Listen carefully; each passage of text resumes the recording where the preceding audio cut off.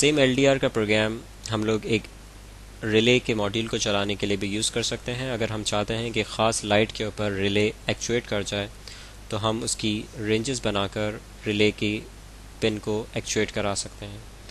उससे इस तरह हम लोग एलडीआर बेस्ड 220 वोल्ट अप्लायंसेस के कंट्रोल कर सकते हैं।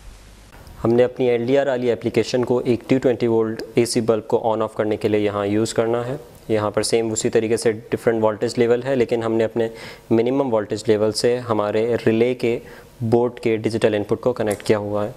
अब हम देखेंगे कि जब लाइट है एलडीआर पर पड़ रही है तो ये ऑफ़ है, और जैसे ही हम उसको अंधेरा कर देते हैं तो हमारा बल्ब ऑन हो जाता है हमारे मिनिमम लेवल पर।